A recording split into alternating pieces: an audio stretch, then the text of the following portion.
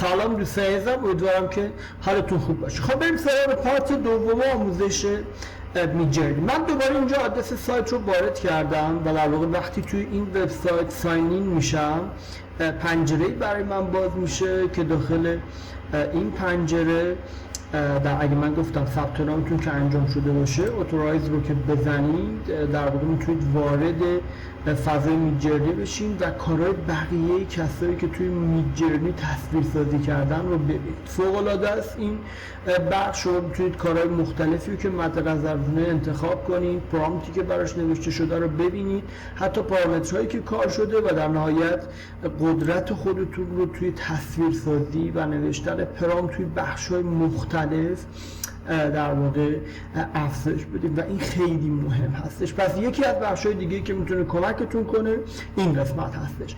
بریم سراغ اپلیکیشن دیسکورد. در واقع اپی که گفتم موقعی که نصب میکنید به همون روشی که بهتون گفتم شما رو وارد فضایی میکنه که توی این فضا میتونید تصویرسازی‌های مختلفی انجام بدید. یعنی الان نیاز ندارید که وارد خود بستر سایت بشین، فقط کافیه از این اپلیکیشنی که اینجا نصب کردید این پنجره رو باز کنید و شروع کنید به کار کردن داخلش. بخاطر اینکه این شلوغی این نیوبای ها و اتاقک ها رو من دیگه نداشته باشم و بتونم توی فضای خلوت‌تری کار کنم، وارد این دایرکت مسیج میشم و در واقع روی میدجرنی بات کلیک میکنم. دیگه اینجا فضای شخصی خودم هست. شما برای تایپ هر فرمانی داخل میدجرنی فقط کافیه اسلش رو بزنید و گفتم این لیست براتون میاد. فعلا من سیتینگ رو انتخاب میکنم و اینتر رو میزنم تا ببینیم چه تنظیماتی فعلا در اختیار داریم که بتونیم با استفاده از این تنظیمات کارامون رو انجام بدیم و جلو ببریم. همونطور که میبینید توی این بخش بالا ما یک پنجره رو داریم که حالا موتور رندرهای مختلفی که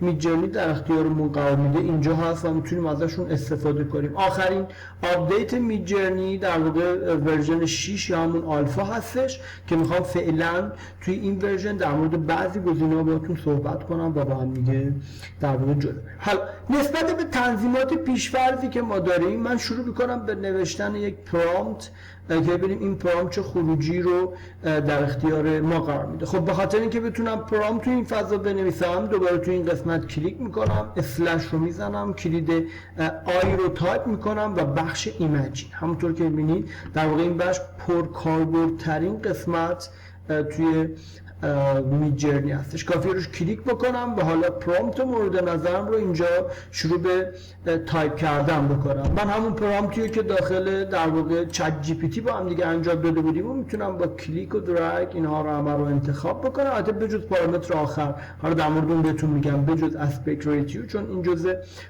در واقع پارامترها هست که نحوه نوشتارش مقدار متفاوته. کنترل سی وارد بستر در واقع دیسکورد هم میشم، کنترل وی و اینتر. شما به محضی که اینتر رو بزنید شروع میکنه براتون به تصویرسازی و تصویرسازی شما رو طبق این ورژنی که اینجا براش انتخاب کردین شروع میکنه به انجام دادن. خب با هم بریم ببینیم این بخش‌های مختلف در واقع به چه دردی میخورن و چه اتفاقاتی رو در اختیار شما میذارن. شما الان برای که از این قسمت میتونید ورژن های مختلفی از میدجرنی رو در اختیار داشته باشید، ورژن 52 یا 51 میتونید از پارامتر در واقع این بخش هم استفاده کنید.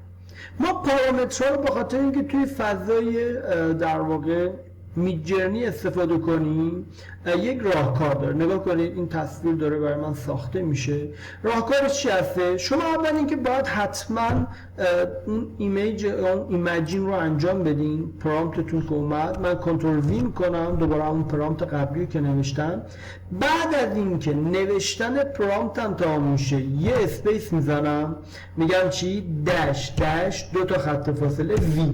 فرمول نوشتن در واقع پارامترها در میدجرنی به این شکله. من الان دارم بهش میگم تو بیا با ورژن چند کار کن، بعد نگاه کنید فاصله داش داش وی به معنای ورژن، دوباره فاصله 5 و 2 خب و اینتر. این خروجی رو الان بر مبنای ورژن 52 برای من میگیره. یا از اینجا میتونم تغییرش بدم و مثلا بیام بگم بیا با ورژن 52 برام کار کن. اوکی، فرق نمیکنه. شما اون ورژنی که میخوای هم میتونی از اینجا انتخاب بکنی و هم به صورت یک پارامتر در اختیارش بذاری. خب بریم ببینیم چطوری برای ما کار کرده. من اینو بازش میکنم، کافیه روش کلیک بکنید.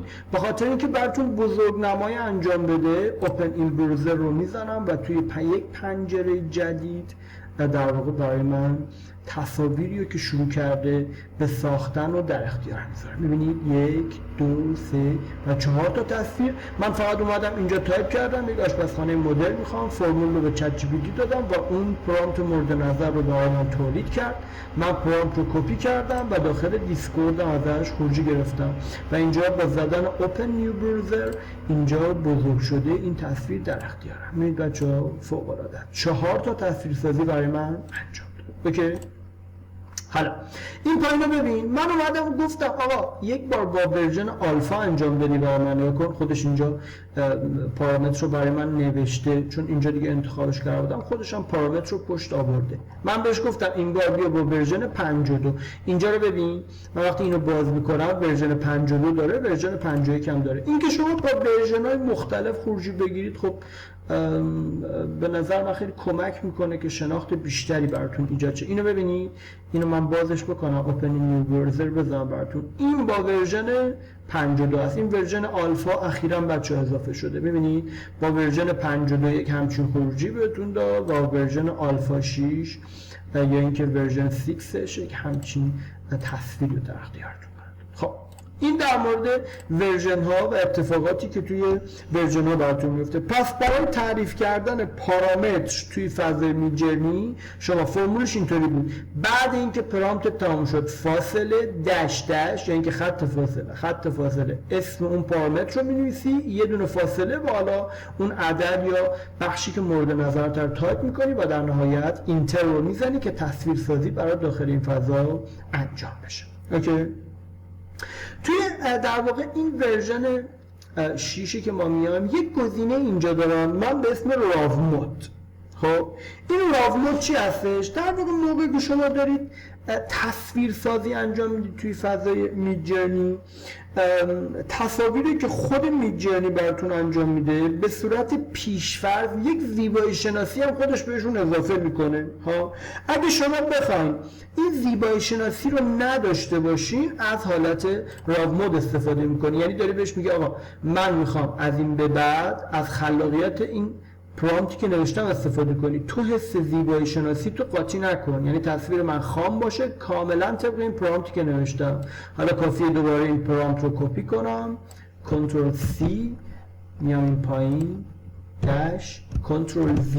حالا میخوام یه دونه پارامتر برای این تعریف کنم. شما هم میتونی هر بار که میخوای ازش استفاده کنی یا اینکه بیای مثلا بگی اسلش سیتینگ رو بزنی، بیای تو سیتینگ دونو تغییر بدی، یا نه تغییرش اصلا اینجا ندی، به عنوان یه پارامتر جدا اینو اضافه کنی. چطور میتونید پارامترتون رو طوری تعریف کنید که تصاویرتون رو بر مبنای راو مود انجام بده؟ من برای تعریف پارامتر راو مود دوباره بعد اینکه رو تایپ کردم یه اسپیس یه فاصله میذارم داش داش استایل، خب دوباره فاصله و راو رو تایپ میکنم. اگر چنانچه شما این پارامتری که در واقع داری مینویسی برای میدجرنی اشتباه باشه خودش پیغام میده. البته من فکر کنم ایمیجین رو اینجا تایپ نکردم. آره من اینو کپی کنم تا اینجا البته بذارید با هم ورژن 6 رو با کلیک و درگ اینجا رو کپی میکنم، کنترل C این پایین اسلش ایمیجین اینتر رو میزنم، کنترل V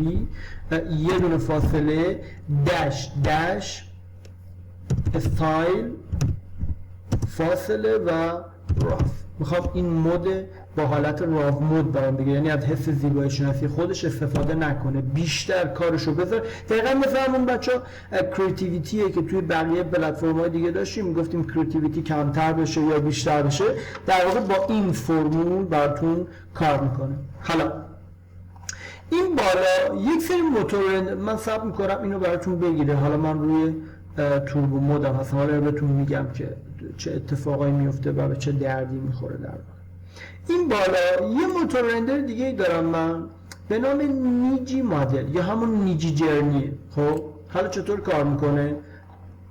من اینجا مجدد سلش اس رو تایپ میکنم و سیتینگ رو انتخاب میکنم، اینتر میزنم. خب این سیتینگ رو برای من باز کرد. اینجا رو ببین، در واقع تصویرسازی که این بار برای من انجام داد استایلش با راو بوده، بیشتر اومده از در واقع پرامپتی که من بهش دادم تبعیت کرده. میبینین کاملا جزئیات پرامپت رو داره برای من تولید میکنه. یه لحظه ببینیم این پرامپت توی گوگل ترنسلیت من باید کامل بذارم شما ببینید که چطور تولید میشه. من اینجا گوش نکنید. واقع بین چشم انداز همسطح شهر، نور طبیعی روز از پنجره‌های بزرگ، جدیدترین لوازم آشپزخانه، طراحی شیک و مینیمال، فناوری هوشمند ادغام شده در ابزار، الهام از مفاهیم آینده‌نگر، آشپزخانه اوپن کانسپت، پنت‌هاوس شهری مجرد روشن جذاب با نورپردازی LED زیر کابینت. اوکی، خب اینها رو ببین.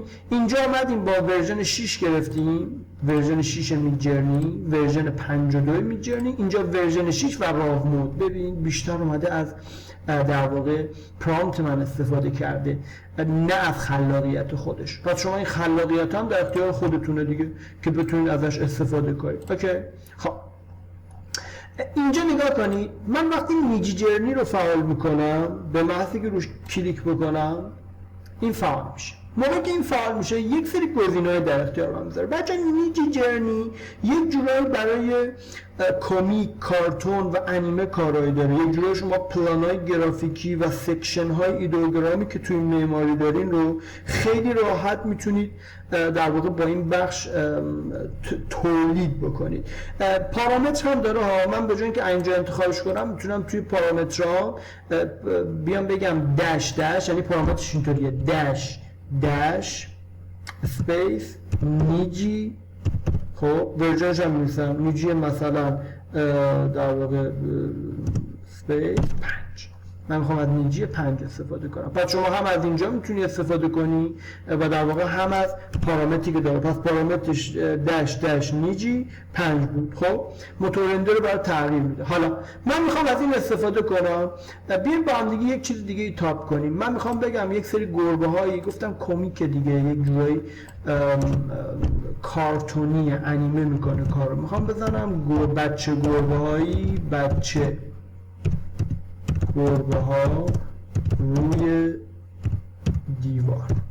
خب اینو کپی کنیم، وارد بستر بشم، داش ایمیجین. خب موتور رندر هم اصلا فکر کنیم روی این نذاشتیم. خب میگم کنترل وی داش داش نیجی، فارسی این نیجی 5. اوکی و اینتر میزنم. اگر چنانچه گفتم پارامتری رو اشتباه شما تایپ بکنی، خودش اینجا اون ارور رو بهتون میگه که راهکارش هم بهت میده ها. خب حالا این میدجرنی رو ما وقتی استفاده میکنیم چند تا حالت باحال داره. اینجا نگاه کن، اکسپرسیو، کیوت، سنی و اورجینال. خب هر کدوم از اینها باز میتونن یه حالت مختلفی از اون میدجرنی که شما داری استفاده میکنی برای تولید بکنن. اینو ببین خیلی جذابه. در واقع یک جورای انیمه میکنه کارو برات، یک جورای این موتور رنده کار کارتونی میکنه. حالا حالتهای مختلفش رو میتونیم استفاده کنیم. من بیام اینها رو به جای اینکه از اینجا فعال کنم با پارامتراش این بار کار انجام بدم. دوباره اینو کپی بکنیم. من بگم خب تو بیا از نیجی تا نیجی 5 کنترل سی اینجا داش ایمیجین کنترل وی، یک دونه پارامتر دیگه براش تعریف میکنم، میگم داش استایلشو میدم مثلا کیوت. خیلی استایل کیوت در واقع یک استایل بچه بانمکیه، به قولی ناناز استایلش یکم. خب حالا تعریفی که براتون داره مثلا اکسپرس ها بکم تصویرسازی ها رو واضح تر میکنه، رساتر میکنه، یک سطح بالای رو داره انجامش میده. مثلا توی این سنینگ استایلش میاد بیشتر روی بک‌گراند و پس زمینه خیلی خفنی براتون میکنه و اورجینال همون چیزیه که تایپ کردی و در اختیار میذارم. این حالت‌ها رو حتما بچه‌ها امتحان بکنید، ببینید چه خروجی‌هایی رو در اختیارتون میذاره. خب حالا در کنار این استایلایی که بهتون گفتم یک چیز دیگه اینجا ما داریم. من صبر میکنم تا این تمام بشه بیایم بالا اینا هم بهتون بگم. اینجا نگاه کن، استایلایز لاو، مدیوم، هاید و وری هاید. اینا چیه؟ اینا چیکار میکنه؟ اینها هم تو موتور رندر نیجی وجود داره، هم تو موتور رندر میدجرنی. خب ولی این حالتایی که اینجا بهت گفتم در مورد این قسمت ها فقط تو نیجی وجود داره، توی میدجرنی اینها رو نداریم، تو موتور رندر میدجرنی. اینا در واقع کاری که براتون انجام میده یک جورایی بر مبنای مثلا هنری بودن این کار میکنه برات. خب یعنی شما توی این استایل ها میتونید میزان هنری بودن رو کنترل بکنید. پارامترش چیه؟ پارامترش داش داش افه. خب عددش رو من بهتون بگم، حالا اگه انجام نخواستین این کار انجام بدین، یعنی با پارامترها بخواید انجام میتونه باشه. مثلا استایلایز لو در واقع عددش 50 تقریبا، استایلایز مدیوم بین 50 تا 250، این هایت ها 250 و وراید ها در واقع از 750 به بالا هستش. حالا من میتونم برای اینها بیام بگم این مقدار هنری ترش هم بکن. این تصویر رو من دوباره فکر میکنم داره همچنان روش کار میکنه. داریم. خب بیاین یه دونه برای این تایپ بکنم. من از همین استفاده بکنم، گربه های روی دیوار، استایلایز کیوت هم میخوام من، پارامترشو کنترل سی اینجا داش این مجموعه کنترل وی و حالا دوباره میگم اسپیس داش داش استایلایز مثلا 750 ویر هایت. خیلی میخوام عملا بیام هنریش بکنم، اینتر رو میزنم. اینا رو ببینید بچه‌ها یه ذره کیوته، به قولی ناناس شدن یکم این کاری که اینجا براتون کرده. میبینی چقدر بامزه، چقدر بانمکه، میبینید کیوته. حالا هر کدوم از این استایل‌ها میتونه حالتهای مختلفی بده. این برای پلان‌های گرافیکی معماری خیلی خفنه، یعنی کلا خیلی به درتون میخوره. کلا موتور رندر نیجی جرنی چون گرافیکی و کارتونی هم هست، برای پرزنت های این شکلی بچه‌ها عالیه، خیلی به درتون میخوره. خب ثبت میکنیم تا این رو هم اینو گرفت. آره نگاه کن اینجا خیلی اومد در واقع هنرمندانه کرد. همون تصویر قبلی رو ما اومدیم گفتیم استایلایز، اون حس هنری هم بهش بده، حس هنری خیلی بالا بهش من گفتم 750. نگاه این حالت مدیومش بود و این حالت وری هایت، این مقدار هنریش کرد این اتفاق رو برام. خب این پایین هم دوباره توی تنظیماتمون ما چند تا حالت داریم که اینجا سرعتیه که در واقع رندر بهتون میده. توربو مود و فست مود که اصلا این توربو مود توی در واقع پلن بیسیک وجود نداره و شما توی پلن بیسیک فقط فست مود رو داری. خب فرقش چیه؟ یه مقدار از زمان بیشتر استفاده میکنه، یعنی یه مقدار تایم تو بیشتر میخوره، تقریبا 2 برابر تایمی که داری. الان جدیداً من فهمیدم که توی پلن‌های بیسیک تعداد داره، یعنی شما 200 میتونی پلنو 200 میتونی رندر بگیری، ولی قبلا تایمی بود. مثلا توی پلن استاندارد شما 15 ساعت میتونی، خیلی میشه ها، یعنی هر کدوم از تصویرسازی ها حدود 10 ثانیه طول میشه. حساب کنید 15 ساعت خیلی زیاد میشه، تا تصویر زیادی میتونی ایجاد بکنی. ریلکس مود هم توی بیسیک پلان نیست، از بیسیک پلان به بعده. چیکار میکنه؟ این از زمانی که شما داری استفاده نمیکنه. یعنی چی؟ یعنی مثلا شما تو 10 روز اول اومد ترافیک تموم شد برای رندر گرفتن، میتونی بذاریش رو ریلکس مود، یکم زمان بیشتری میبره ولی عملا ترافیکت کم نمیکنه دیگه. من هیچ تصویری رو حالت ریلکس مود بیشتر از 1 دقیقه نشده، یعنی درست زمان بیشتر شده، بیشتر از 1 دقیقه تنظیمات اون زمان اتفاق نیفتاده برای خروجی گرفتن، خروجی که در اختیار من میذاره. و اینکه در نهایت ریست سیتینگ که شما میتونی این تنظیماتی که اینجا داری ریستش کنی، برش گردونی به حالت اولیه‌ای که داشتی. حالا یک بخش دیگه هم داره خیلی باحاله توی ایمپورت، میخوام اینم بهتون بگم. بچه خاطرتونه یک دونه پرامپتی اومدیم ما از چت جی پی تی گرفتیم، داخل میدجرنی یک فضای در اختیار شما گذاشته که شما یک جورایی میتونید پرامپتی رو که مینویسی کوتاهش کنی، کوتاه‌ترش کنی، یکم گرامرش رو میاد برات در واقع ویرایش میکنه، یکم خلاصه نویسی برات انجام میده، جاهایی که اضافه است رو حذف میکنه، کلید واژه‌ها رو برات پیدا میکنه و عملاً خیلی کمکتون میکنه تا اینکه شما بتونید حتی پرامپت‌های بهتری رو تولید بکنید. چجوری میتونیم ازش استفاده کنیم؟ دوباره من در واقع داش رو میزنم و شورتن رو تایپ میکنم. بعد که این شورتن تایپ شد پشت سرش خودش میگه پرامپت رو برام بیار. من کدوم پرامپت رو میخوام؟ خب این پرامپت رو میخوام یکم برام کوتاهش بکنم. میام اینجا میگم کنترل وی و اینتر. خب به محضی که شما این کارو میکنی خودش میاد 4 تا در واقع پرامپت مختلف رو در اختیارت میذاره. خب اینجا هم که این کار رو داره بعد میکنه حتی یک سری واژه ها روش خط زده، مثلا میگه اینها رو نمیخواد بذاری، کلید واژه های مهمش رو پررنگ‌تر کرده. میبینی نچرال دیلایت، اینا کلید واژه های مهم اون پرامپتت بود. یعنی شما حتی میتونی پرامپتی رو اینجا برای خودت تولید بکنی، باز به وارد دیسکوردش بکنی، از شورتن استفاده کنی، به کمترین مقدار برسونی و حالا یکی از اینها رو به عنوان پرامپت مورد نظرت انتخاب بکنی. فقط کافیه این پایین نگاه 1 2 3 4 مثلا اولیه من میخوام روی این اولیه کلیک کنی، بعد میاد تصویرسازی تو بر مبنای اولیه انجام میده. جالب بدونید که دوباره حتی شما میتونید اون پنجره‌ای که براتون باز میکنه دوباره هم اجازه اینو بهتون میده که در واقع این پرامپتیو که اینجا نوشتی بیای باز ویرایش کنی، چیزایی کم و زیاد کنی، خودت چیزایی دوباره تغییر بدی اگه بخوای که این کار رو انجام بدی. در غیر این صورت سابمیت رو میزنید و در واقع منتظر میمونید که این بخش رو، این پرامپت شماره 1 رو براتون شروع کنه به تصویر سازی کردن. فوق العاده است این بخش، خیلی کمکتون میکنه در واقع توی کاراتون. منتها فکر میکنم من اینو با نیجی جرنی گرفتم اگه اشتباه نکنم. بذارید تمام بشه. نه فکر کنم با هم تنظیماتش رو کامل کپی پیست کردیم. حالا ببینیم این تصویر رو در واقع خودش طبق پرامپتی که پیشنهاد داد. حالا بیایم دوباره اینو من یک کپی بگیرم ازش. بذارید بریم اینجا مثلا بگیم شماره 2. بعد میام بهش میگم که